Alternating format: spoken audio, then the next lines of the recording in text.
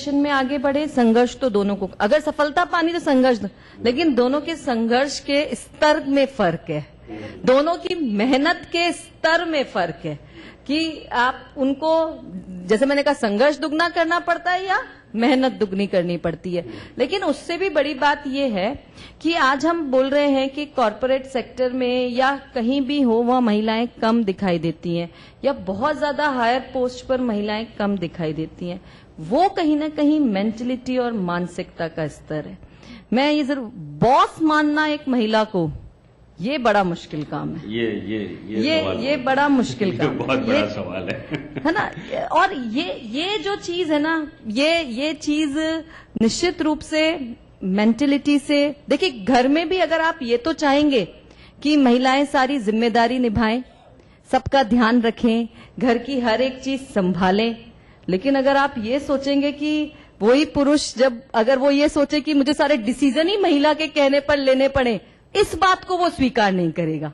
तो ये जो चीज है ना, ये चीज निश्चित रूप से जो है वो कहीं ना कहीं हमारी सोच में जो है चेंज लाने की जरूरत है। और दूसरी जो मैं बात कहना चाहूंगी, हम सब यहाँ महिलाएं बैठी हुई हैं, सामने भी जो महिलाएं बैठी हुई हैं, हम सब कह रहे हैं कि हम ज्यादा अच्छे हैं। क्यों अच्छे हैं? जो अभी अर्चना जी ने जो बात कही कि हम ये मानते थे कि भगवान ने पुरुष को बौद्धिक क्षमता ज्यादा दी है और शारीरिक क्षमता ज्यादा दी है, और महिलाओं को हृदय या दिल की क्षमता या संवेदनशीलता ज्यादा दी है। लेकिन महिलाओं ने समय समय पे इस बौद्धिक क्षमता को साबित कर दिया, तो हम उनसे बेटर तो हो गए। हम ये सब जब बात कर रहे हैं कि हम बेटर हैं उनसे, तो हम उनके जैसा नहीं बनना चाहते। सबसे पहले हमारी भी सोच में ये परिवर्तन आना चाहिए कि हमें कोई काम इसलिए नहीं करना क्योंकि वो काम पुरुष करता है, मतलब लड़के जैसा थोड़ा हमको बनना है। अगर हमको उनके जैसा बनना होता तो हम तो अपना डाउनफॉल कर रहे हैं। हम उनसे बेटर हैं, तो निश्चित रूप से कि हमको जो है एक कुछ ऐसे काम करने हैं जो हमें वाकई बेटर बनाते हैं, जो हमें वाकई अच्छा बनाते हैं, और हमको उन्हीं को साथ लेके चलना है। हाँ, पर लेंगे हम एक छोटा सा ब्रेक, और ब्रेक के बाद पुनः आपसे मुखातिब होते हैं। कॉर्पोरेट जगत की हर हलचल हो या प्रशासनिक क्षेत्र में बदलाव या फिर बदलाव की सुगबुगाहट, ब्यूरोक्रेसी की हर खबर पर खास नजर। शुक्रवार विशेष विश्लेषण के साथ प्रधान संपादक सुरेश मेहरोत्रा होंगे रूबरू। ब्यूरोक्रेसी की बात करेंगे कि नौकरशाही दुनिया में क्या चल रहा है आज। देखिए in arrangement with whispers in the corridors, सोमवार से शनिवार न्यूज एट 9 PM। 2.25 लाख युवाओं को ट्रेनिंग देकर नौकरी दी।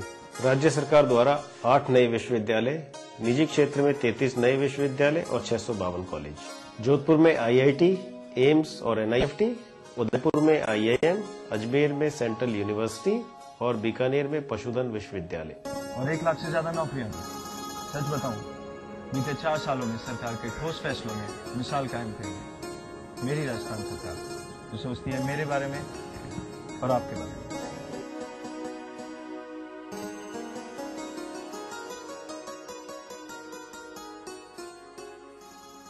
ये है उभरता हुआ भारत, इसकी गारंटी कौन लेता है? हजारों गाड़ियों का वजन, सुरक्षा की गारंटी। जेके लक्ष्मी सीमेंट, मजबूती गारंटीड।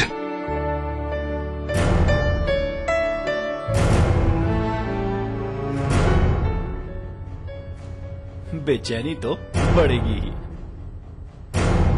प्लास्टिक की थैलियों को कहें ना, जूट और कपड़े के थैलों को कहें हाँ। चंद छोटे ये कदम राहत बड़ी पहुंचा सकते हैं। स्वच्छ पर्यावरण के लिए पर्यावरण विभाग, राजस्थान सरकार द्वारा जनहित में जारी। हर खुशी की शुरुआत होती है अपने घर से, और घर शुरू होता है सीमेंट की एक बोरी से। वंडर सीमेंट, एक परफेक्ट शुरुआत। मोहतरमा, मामा, बेबी, मामा, मिया, खाइए तो सही। मामा मिया। मीठे से भी मीठा मामा मिया। मौसम चाहे सर्दी का हो, गर्मी का हो या बरसात का, कुछ समय पहले तक ग्राम पंचायत नापासर की रहने वाली राजू देवी के लिए हर मौसम परेशानियों का ही मौसम था। वो इसलिए कि उसका कच्चा झोपड़ा सिर्फ उसे सर पर छत होने का एहसास तो कराता था, पर मौसमी मार से नहीं बचा पाता था। राजू देवी अपना पक्का मकान बना भी कैसे सकती थी? उसके पति भंवरलाल की मजदूरी से इतनी आमदनी ही नहीं थी कि वो खुद का पक्का मकान बना सके। राज्य सरकार की मुख्यमंत्री ग्रामीण बीपीएल आवास योजना ने राजू देवी की उम्मीद को पंख लगाए और इसी योजना में उसे मकान बनाने के लिए 50,000 रुपए की अनुदान राशि मिली, जिसकी मदद से आज राजू देवी अपने खुद के पक्के मकान में सुकून भरी जिंदगी जी रही है।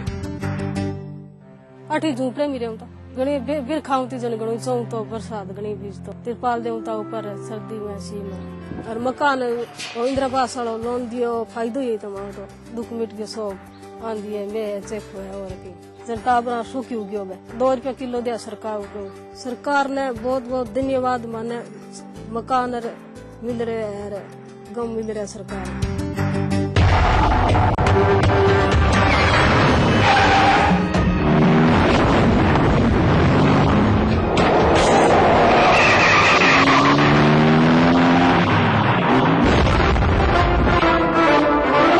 बांगर सीमेंट, सस्ता नहीं सबसे अच्छा।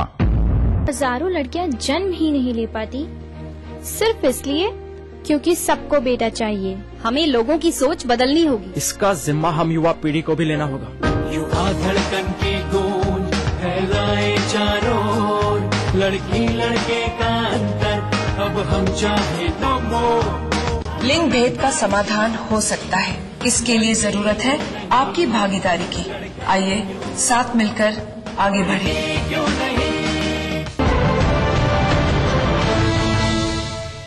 ब्रेक के बाद पुनः आप सभी का स्वागत है। आइए इस चर्चा को जारी रखते हैं। यहाँ पर कुछ सवालात हैं, उसके बाद मेरा एक सवाल है जो सारे सबसे रहेगा, परंतु उससे पहले नीचे ऑडियंस हमारे बीच कुछ सवाल है, मैं उनसे जानना चाहता हूँ। जैसा भी थोड़े टाइम पहले प्रियांशी में हमने बोला था कि आज का जो यूथ है वो जागृत हो गया है और जो भी है अभी फीमेल डोमिनेंसी हो जाएगी आगे चल के मेन डोमिनेंस की जगह। तो अभी थोड़े टाइम पहले जो दिल्ली रेप केस हुआ था उसमें सबसे बड़ा हाथ तो यूथ का ही था। जैसे ज्योति मैम ने बोला कि यूथ अगर आगे बढ़ना चाहता है तो यूथ बढ़ सकता है, लेकिन यूथ के आगे बढ़ने में जैसे उनके पेरेंट्स मना कर देते हैं कि पहले पेरेंट्स मना कर देते हैं और अगर लड़के अगर कुछ विरोध करते हैं तो सोचते हैं कि वो समाज को बदलने की कोशिश कर रहे हैं, लेकिन अगर लड़की कुछ भी चेंज करना चाहती है तो उसे बोल दिया जाता है कि लड़की अपनी मनमानी कर रही है या फिर वो अपने पेरेंट्स की बात को ना मान के वो अपनी चला रही है। जब हमारे देश की आजादी हुई थी तो कोई महिला पहले सामने नहीं आई, महात्मा गांधी या भगत सिंह सामने आए, क्या उनके अंदर दिल दिमाग नहीं था? तो अगर महात्मा गांधी में दिल और दिमाग नहीं होता तो वो असहयोग आंदोलन क्यों चलाते? वो लड़ाई के वो नहीं कहते कि लड़ाई करो और आजादी लो, उन्होंने दिल और दिमाग का यूज करके तो कहा कि आराम से हम लोग सबके साथ मिलकर आजादी लेंगे। तो मैं इनकी बात से सहमत नहीं हूँ कि हम आदमियों में दिल और दिमाग नहीं होता। भारत का स्वतंत्रता संग्राम अधूरा रहता यदि महिलाएं उसमें कर्मठ भूमिका नहीं निभाती। ये इतिहास की बुराई है कि जिस महिला ने संघर्ष किया उसके संघर्ष को दर्ज नहीं किया, इतिहास में उसको स्थापित नहीं किया, और जो स्थापित हुई वो महिलाएं विदुषी थी, उन्होंने अपना संघर्ष किया और उसको स्थापित किया। तो आप जिस आयु वर्ग का रिप्रेजेंटेशन करते हैं, आज आवश्यकता उसी आयु वर्ग में महिला के सम्मान को स्थापित उसके मानस के पटल पर करने की आवश्यकता है। क्योंकि यदि आप घर में नहीं सीखेंगे इस बात को कि आपको अपनी माँ का, अपनी बहन का सम्मान करना है, तो आप समाज में उस सम्मान की परिणति को नहीं देख सकते।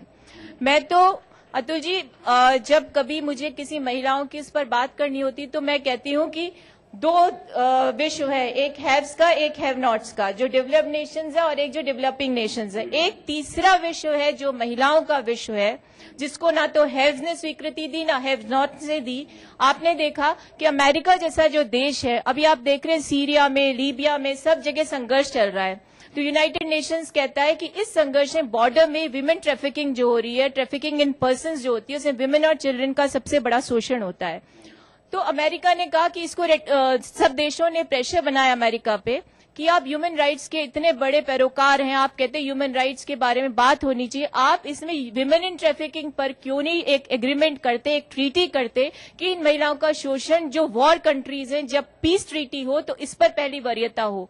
तो वहां पर इन चीजों का मापदंडों को ऐसे ही नकारा जाता है क्योंकि पुरुष प्रधान समाज इसको गौण समझता है। जो जीन्स में नहीं मिल रहा उनको, कि वो बाद में आके क्यों नहीं मिल पा रहा? देखिए, आत्मविश्वास तो मैं कहना चाहूंगी, ये तो सभी नहीं, व्यक्तिगत तो है, लेकिन आसपास के माहौल पर, आपके परिवार पर, आपके समाज पर, आपके आसपास के वातावरण पर, सब पर निर्भर करता है। और उससे भी ज्यादा, सबसे ज्यादा खुद पर निर्भर करता है। जितनी आपके पास नॉलेज होगी, आप उतने ज्यादा पावरफुल होंगे। जितना आप अपनी शारीरिक क्षमताओं को बढ़ाएंगे, उतने ज्यादा आप कॉन्फिडेंट हर तरीके से फेस करने में होंगे। हम क्यों नहीं हो पाते कॉन्फिडेंट, इसका बहुत छोटा सा एक नमूना सा बता रही हूँ आपको एज एन एग्जाम्पल। हम बात तो करते हैं कि हाँ हमको स्ट्रांग होना चाहिए, हमको कॉन्फिडेंट होना चाहिए, और सबसे ज्यादा महिलाएं ही, मैं कहना चाहूंगी, चाहे वो लड़कियां हो चाहे वो महिलाएं हो, वो सबसे ज्यादा केयरलेस खुद के स्वास्थ्य को लेकर के होती है। क्या बिना स्वास्थ्य के आप बहुत मजबूती से, अच्छे स्वस्थ जीवन के बिना, स्वस्थ शारीरिक स्थिति के बिना आप क्या किसी भी स्तर पर न तो मानसिक स्तर की कोई लड़ाई लड़ सकते हैं और न शारीरिक स्तर की कोई लड़ाई लड़ सकते हैं। ज्योति जी ने एक बात कही, मैं उससे थोड़ा सा, मुझे वो कंट्रोवर्शियल लगी। फिगर बनाना एक अलग बात है, लेकिन कुपोषण की स्थिति क्यों है? क्योंकि हमारे घर में अगर दूध आता है तो हम ये प्रेफर करते हैं कि हमारे भाई को मिल जाए, हमारे पिता को मिल जाए, जबकि मेडिकली आप जानते हैं कि महिला 40 की हुई नहीं कि ऑस्टियोपोरोसिस की स्थिति आ गई, क्योंकि शुरू से कैल्शियम की कमी रही। तो ये जो ट्रेडिशनल एक्सप्लॉइटेशन है, ये हमारी जो मानसिकता, जेनेटिक कमी किसी में नहीं होती। जब बच्चा पैदा होता है तो जब वो लड़की है लड़का है, वो सिमोन दी वो बुआ पढ़ा है आप में से किसी ने, सेकंड सेक्स, उसने बहुत अच्छी बात कही। उसने कहा कि औरत पैदा नहीं होती है, औरत बनाई जाती है समाज के द्वारा। उसको औरत होने का आभास कराया जाता है कि तुम औरत हो। और ये जो बात है, ये हम किसी को अब जेनेटिकली कैरी नहीं करते इसको, वो एक इंसान के रूप में पैदा होती है। उसको आप समझाते हैं कि तेरा ये दायरा है, इस थ्रेशोल्ड के आगे जाएगी तो तेरे साथ ये बुराई हो सकती है। तो उसको मेंटली इम्बैलेंस करते हैं उसकी सिक्योरिटी को लेकर के। और हम क्यों इनसिक्योर फील करते हैं कि हमारी बच्ची रात में बाहर नहीं जाए? वो इसलिए क्योंकि सोसाइटी में जो सिक्योरिटी का लेवल है, ईव टीजिंग को ही ले लीजिए, कौन बर्दाश्त करेगा कि उसकी जवान बच्ची बाहर जा रही है और 2-4 लफंगे उस पर ईव टीजिंग करें, और उसको हम रजिस्टर भी नहीं करते। तो ये बात बच्ची ने बिल्कुल सही कही कि आज का जो यूथ है वो बिल्कुल जागृत हो चुका है। लेकिन एक बात को क्लैरिफाई करना बहुत ज्यादा जरूरी है, क्योंकि युवा बैठे हैं। पॉलिटिकल पार्टिसिपेशन का अर्थ ये नहीं है कि आप पॉलिटिक्स में पॉलिसी मेकिंग पर जाने का ही प्रयास करें। पॉलिटिकल पार्टिसिपेशन का मतलब है आप रिप्रेजेंटेटिव भी बन सकते हैं, आप इच्छुक हैं तो, लेकिन आप वोट रजिस्टर करवाकर अपना पॉलिटिकल पार्टिसिपेशन भी कर सकते हैं। उसी से चेंजेस आएंगे। घर में महिला को दहेज के लिए परेशान किया जाता है, लेकिन दहेज के लिए परेशान करने वाली जो घर में मेंबर होती है वो भी सास और ननद होती है। जब घर में एक महिला दूसरी महिला को परेशान करती है तो यहाँ पर नारी सशक्तिकरण का क्या कहना है? ये लाइन मैंने शुरू में भी बोली थी कि क्या पुरुष वर्ग महिला के सशक्तिकरण में अवरोध बन रहा है या महिला महिला की दुश्मन है? यहाँ आकर ये सवाल भी निकल के आ गया। नहीं, बिल्कुल ठीक। हम तो शायद यहाँ पर बैठे हुए किसी ने भी ये नहीं कहा होगा अभी तक कि नारी सशक्तिकरण में पुरुष ही अवरोध है। हमने तो ऐसा कहा नहीं है, सारी बंदूकें पुरुषों पे निकली है। लेकिन बात ये नहीं है, बात हमारे फिर सामाजिक परिवेश की है। मैं कहना चाहूंगी इसमें, ठीक बात कही उन्होंने कि कहीं ना कहीं सास और ननद का रोल है, लेकिन उससे भी आगे बढ़िए। जिस परिवार में दहेज के लिए किसी लड़की को, महिला को जला दिया जाता है और उस पुरुष का दोबारा विवाह हो जाता है, ये ज्यादा बड़ा प्रश्न है। हम सामाजिक तौर पर उसको निष्कासित नहीं करते हैं, हमको पता चलने के बावजूद निष्कासित नहीं करते हैं, बल्कि आप ये देखेंगे कि 4, 5, 6 महीने बाद ही वो पुरुष दोबारा विवाहित है। ये ज्यादा बड़ी सोचने की बात है कि क्यों ऐसा हो रहा है। आप ठीक कह रहे हैं, नारी भी उतनी ही दोषी। जैसे मैंने तो खुद ने सवाल उठाया कि आप सबसे पहले अपने स्वास्थ्य के प्रति चिंता नहीं रख रहे, ये भी हमारा ही दोष है। इसमें क्या बात है? जब हम दूसरों का ध्यान रख सकते हैं तो हमको हमारा भी रखना चाहिए। जो महिलाओं को जो इनसिक्योरिटी का जो माहौल है उसको निश्चित रूप से बदलने की जरूरत है, तभी ये परिवर्तन। एक सवाल मैं आपसे पूछना चाहता हूं कि आज का जो समाज है, जो उसके बाद शायद मैम कुछ कहना चाहती हैं, मैडम बत्रा। मैं केवल एक सवाल ये पूछना चाहता हूं कि आज का जो समाज है वो मानसिक रूप से उतना मॉडर्न नहीं हुआ। भले कपड़ों से जितना मॉडर्न हो गया है, परंतु मानसिक रूप से वो मॉडर्न नहीं हुआ है। हम कपड़ों से भले ही मॉडर्न हो गए, पेज 3 पार्टीज ज्वाइन कर सकते हैं, परंतु हम जब अपने ऊपर आती है चीजें तो हम उतने मॉडर्निज्म पे क्यों नहीं बात करते? नहीं, मैं ऐसा तो नहीं कहूंगी कि समाज आज का मॉडर्न नहीं हुआ है। आज का यूथ, वाकई प्रियांशी ने बिल्कुल ठीक बात कही है, बहुत अवेयर है, बहुत सारी बुराइयों को दूर करने के लिए तैयार है, बहुत सारी बुराइयों को दूर करना चाहता है और उस करने के प्रयास में वो लगा हुआ भी है। तो ऐसा तो नहीं है कि हम मॉडर्न नहीं हुए। अगर हम नहीं होते कि जहाँ पे गर्ल्स और बॉयज को इक्वल अपॉर्चुनिटीज मिले स्टडीज करने की, हुई है हमारे पास, बल्कि जो हम बात करते हैं कि हमको कहीं ना कहीं पर मॉडर्न के साथ साथ, लेकिन जैसे मैंने आपको पहले भी कहा था कि मॉडर्न के साथ साथ हमको हमारी संस्कृति को बचा के रखना बहुत जरूरी है, हमारे संस्कारों को बचा के रखना जरूरी है। हम कहें तो बल्कि उसमें ज्यादा कमी आई है। अमीर गरीब सभी के लिए मुफ्त दवा, 5 करोड़ पशुओं के लिए भी मुफ्त दवा। मुख्यमंत्री बीपीएल जीवन रक्षा कोष से बीपीएल मरीजों को असीमित आर्थिक सहायता, और हाँ, इसमें 30 अन्य वर्गों को भी शामिल किया गया है। जच्चा बच्चा दोनों की सुरक्षा के लिए जननी शिशु सुरक्षा योजना, छोटी बात नहीं है ये, पूरे परिवार की खुशियाँ जुड़ी हैं इससे। सरकार ने पैसे का सहारा भी दिया और इलाज का भी। मेरी राजस्थान सरकार जो सोचती है मेरे बारे में, आपके बारे में भी।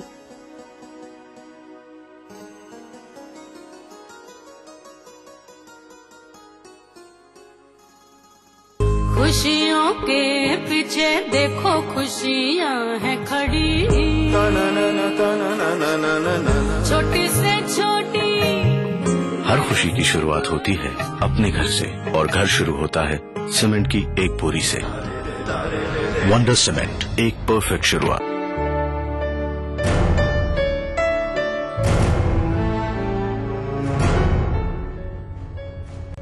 बेचैनी तो बढ़ेगी ही। प्लास्टिक की थैलियों को कहें ना, जूट और कपड़े के थैलों को कहें हाँ, चंद छोटे ये कदम राहत बड़ी पहुंचा सकते हैं। स्वच्छ पर्यावरण के लिए पर्यावरण विभाग, राजस्थान सरकार द्वारा जनहित में जारी।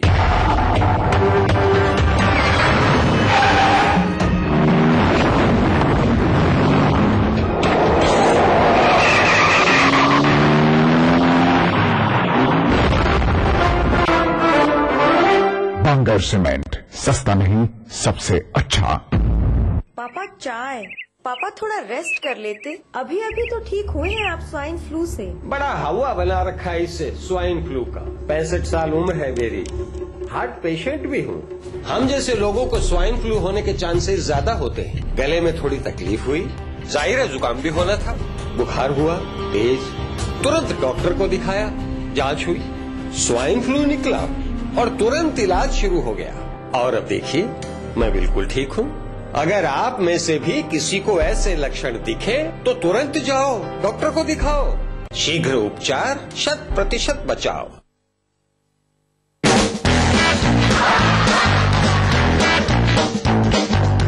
आपको पता नहीं यहाँ तक कैसे पहुँचा।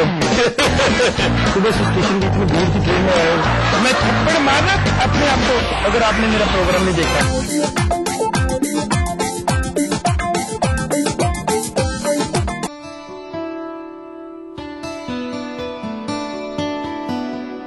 सरहदी जिले जैसलमेर के लाखा गांव निवासी गोवर्धन सिंह का जीवन विपदाओं के भंवर में दूभर हो गया था। दुर्भाग्य से पिता का साया तो बचपन में ही उठ गया और मात्र 14 वर्ष की उम्र में आंखें भी चली गई।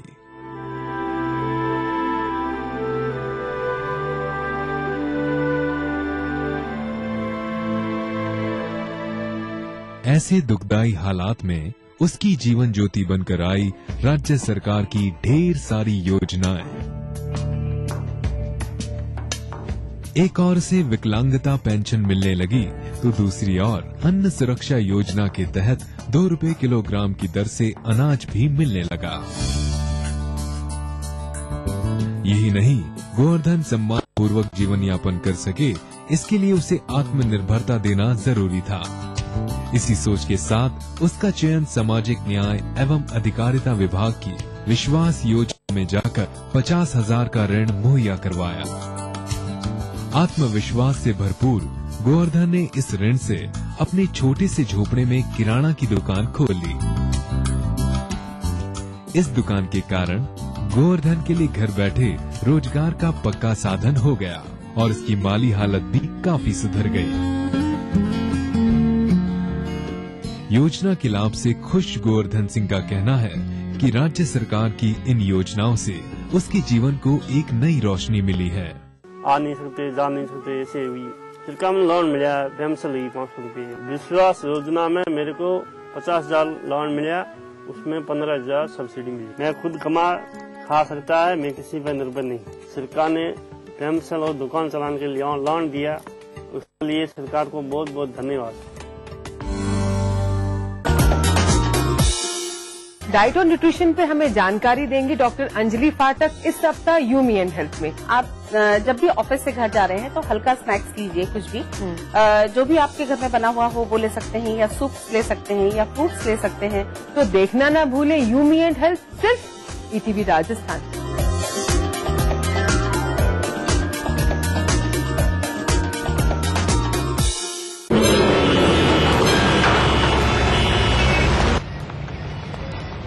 क्या कर रहे हो? क्या कर रहा हूँ? बदतमीजी मत करो, पड़ोसी देख लेंगे। बदतमीजी मत करो, पड़ोसी देख लेंगे। तो कल शाम बस स्टॉप पे सोचूंगी, कल फोन करना।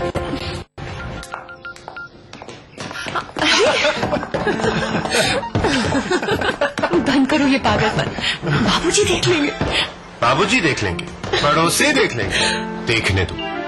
तो कल बस स्टॉप पे क्या बहू इतनी देर करती? बाबू, हम समझते हैं कि रिश्तों के लिए अपना घर होना कितना जरूरी है, इसीलिए बैंक ऑफ इंडिया लाए हैं आसान home loans. Bank of India, रिश्तों की जमा पूंजी। गारंटी के साथ सरकारी काम, सुनवाई का अधिकार भी।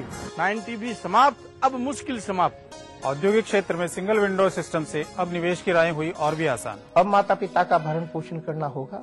मेरी सरकार ने हमारा ख्याल रखा, कानून बनाकर संतान को भरण पोषण के लिए जिम्मेदार किया। अब लगता है बुढ़ापे की लाठी मेरी सरकार है, तभी तो हमारे बुढ़ापे के बारे में सरकार ने सोचा। इस उम्र में कल का क्या पता, आज मेरे पास कानून की लाठी है।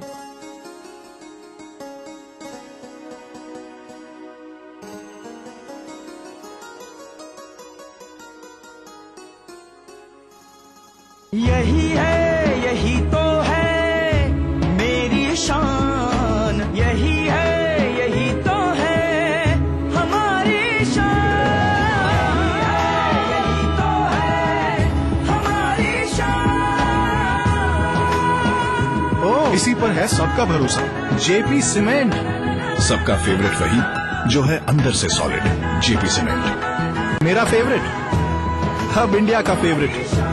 मुख्यमंत्री शहरी बीपीएल आवास योजना में बजट वर्ष 2012-13 के अंतर्गत 50,000 रूपए आवास निर्माण एवं 5,000 रूपए शौचालय निर्माण हेतु दिए जाने का प्रावधान किया गया है। स्वायत्त शासन विभाग द्वारा इस दिशा में बढ़ते हुए दिनांक 23 और 24 मार्च 2013 को विभिन्न नगरीय निकायों में प्रथम किश्त की राशि मकान निर्माण हेतु 20,000 रूपए और शौचालय निर्माण की लागत राशि 5,000 रूपए यानी कुल 25,000 रूपए के चेक वितरित किए जाएंगे। आम आदमी की सरकार, राजस्थान सरकार।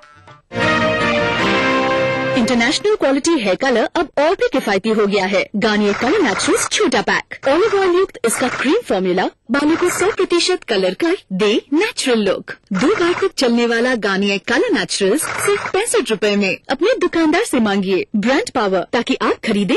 Exclusivity comes home. Nestled in the midst of natural heaven, it's time to step in UDB and KSN's Ecoscape. Premium, eco-friendly apartments. State-of-the-art club amenities. Live every moment. Ecoscape. It's time to live life. Vishwamitra India परिवार आम आदमियों के पास हर कदम विश्वास के साथ।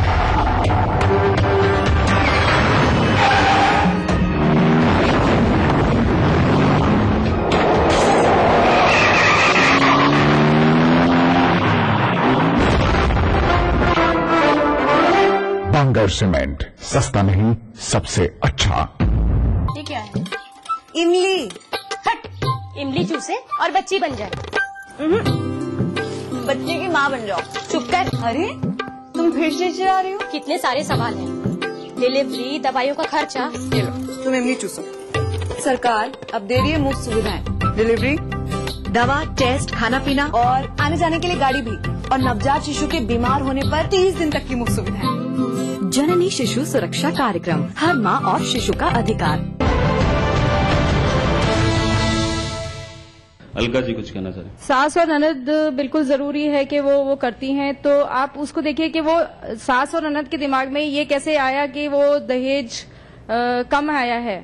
ये सारी calculation तो ससुर जी ने कर डाली कि मेरी बेटी के पढ़ाई पे, लिखाई पे, इस पे मैंने इतना खर्चा किया और बहू उसमें से इतना कम लेके आई। तो वो कैलकुलेशन में पूरा हाथ मेल मेंबर्स का भी होता है फैमिली की। दूसरी बात, जब जलाया जाता है, आपका ये कहना है कि वो फ्रंट फेस पे नहीं आते? हाँ, वो एक्चुअली इनडायरेक्टली वो भी इन्वॉल्व हैं। इनडायरेक्टली क्या, सोच डालने वाले, बीज बोने वाले वही लोग हैं।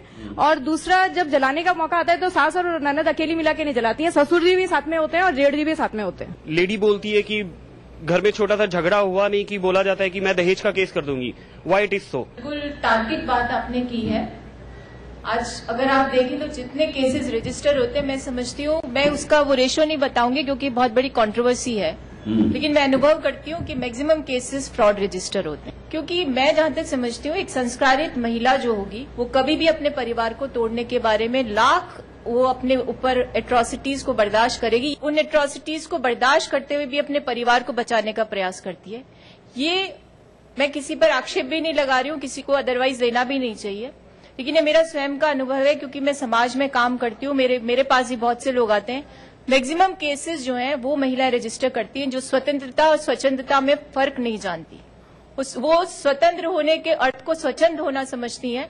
और ऐसी अवस्था में देखिए, इस पर अगर डिबेट होती है तो कई बार हॉट टॉक्स भी होते हैं, लेकिन एक मेरा मंतव्य है कि जब हम अपने कानूनी अधिकार को ये समझ रहे हैं कि इस अधिकार के माध्यम से मुझे इन लोगों को सबक सिखाना है। मैम, शायद आप भी थे उस जनमंच में जो हमने किया था, जिसमें हमने इस शहर की एक बहुत बड़ी सोशल एक्टिविस्ट से बात करी थी कि एक लड़की जब घर से निकलती है तो सलवार सूट पहन के निकलती है, और जब वो 2 घंटे बाद अगर देखते हैं तो उसको एक स्कर्ट और टी शर्ट में मिलती है। तो तब उन्होंने कहा कि ये हमारी आजादी है। आजादी, ये स्वतंत्रता और स्वच्छंदता में बहुत फर्क है। कपड़े पहने हुई जो महिला होती है, देखिए महिला सुंदर है, इसमें कोई दोहराई नहीं है, उसका सृजन ही ऐसा हुआ है कि वो सुंदर होती है। तो उस सुंदरता को उसके वस्त्र जो है अति सुंदर बनाते हैं। लेकिन अगर वो ये सोचे कि मैं अपने कपड़ों को कम कर लूं, आपका प्रश्न जो मॉडर्न नहीं हुए, हम वस्त्रों से मॉडर्न हुए। मॉडर्न होने का अर्थ ही लगा लिया कि कम वस्त्र पहनो। पेज 3 पे छपने वाले लोग अपने आप को मॉडर्न समझते हैं, लेकिन मानसिकता आपकी क्या है? आपकी मानसिकता बिल्कुल अधकचरी है। आप समझ ही नहीं रहे कि हम मॉडर्न क्या होना है। हमें अपने अंगों का प्रदर्शन करके मॉडर्न होना है, या हमें उन इनोवेशंस के माध्यम से प्रगति करनी है। जिससे एक सवाल और निकल के आया, आज का जो अचीवमेंट है, आज की जो नई नारी, नई महिलाएं जो अचीवमेंट ले रही है, वो क्या सारे हथकंडे नहीं अपना रही सशक्तिकरण के नाम पर? ये बिल्कुल ठीक बात है, और ये आज की बात नहीं है। आप पुराने उसमें भी जाएं तो जर्मनी में जब ये हिटलर का और इन सब का युद्ध हो रहा था, तो उस समय कॉकविट्स कहा जाता था उन महिलाओं को। उनकी उस राजनीति में एक परम भूमिका थी। वो लोग एक ऐसे सुख को भोग रही थी जो एक राजनेता भी नहीं जिस सुख को भोगते थे। तो ये एक महिला का एक ऐसी भूमिका है जिस पर चर्चा अलग होनी चाहिए। लेकिन विमेंस डे पर जब हम डिस्कस कर रहे हैं तो आपका प्रश्न बिल्कुल सार्थक बन पड़ता है। जो आपने कहा कि ऐसे केसेस रजिस्टर होते हैं कि नहीं होते हैं, मैं मानती हूँ मैक्सिमम केसेस फ्रॉड रजिस्टर होते हैं। और अपना पीछा छुड़ाने के लिए, अपनी स्वतंत्रता को स्वच्छंदता में परिणत करने के लिए ऐसी महिलाएं इन कानूनों की आड़ में पुरुष को बर्बाद करने का प्रयास करती हैं।